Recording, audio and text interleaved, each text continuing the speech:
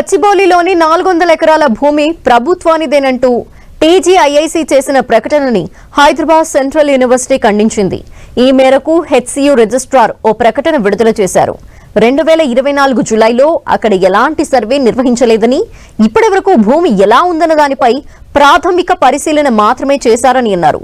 హద్దులకు అంగీకరించినట్టు TGIIC చేసిన ప్రకటనని ఖండిస్తున్నట్టు HCU registrar తెలిపారు.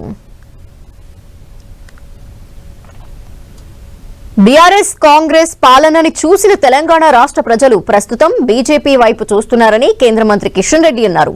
BJP రాష్ట్ర కార్యాలయంలో నిర్వహించిన పదాధికారుల సమావేశంలో ఎంపీలు, ఎమ్మెల్యేలు, ఎమ్మెల్సీలు, కొత్తగా ఎన్నికైన జిల్లా అధ్యక్షులకు దిశానిర్దేశం చేశారు.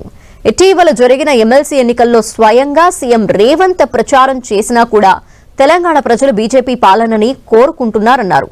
బీఆర్ఎస్ కాంగ్రెస్ పార్టీలతో పోరాటం చేస్తూ పార్టీని మరింత బలోపేతం చేయాలని దిశానిర్దేశం చేశారు.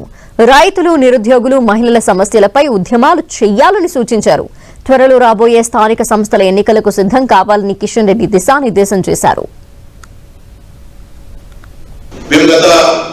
పరిపాలించినటువంటి టీఆర్ఎస్ పార్టీ కానీ, ఈరోజు అధికారంలో ఉన్నటువంటి కాంగ్రెస్ పార్టీ కానీ, ఈ రెండు పార్టీలు కూడా ఈరోజు ప్రజల దృష్టిలో మరి ఏ రకమైనటువంటి వాతావరణంలో మనం చూసాం. మనము రానున్న రోజుల్లో కాంగ్రెస్ పార్టీ ప్రభుత్వానికి వ్యతిరేకంగా ప్రజా ఉద్యమాన్ని నిర్మాణం చేయాల్సిన అవసరం ఉంది.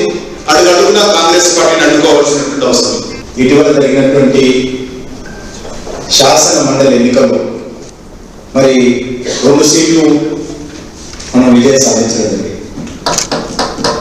స్థానిక సంస్థలకు మనం సంసిద్ధమవుతూనే పార్టీ నిర్మాణాన్ని మరింతగా పటిష్టం చేసుకుంటూనే పార్టీ సంస్థల కార్యక్రమాలు కొనసాగిస్తూనే మరి ముందుకు వెళ్లాల్సినటువంటి అవసరం ఉందని చెప్పి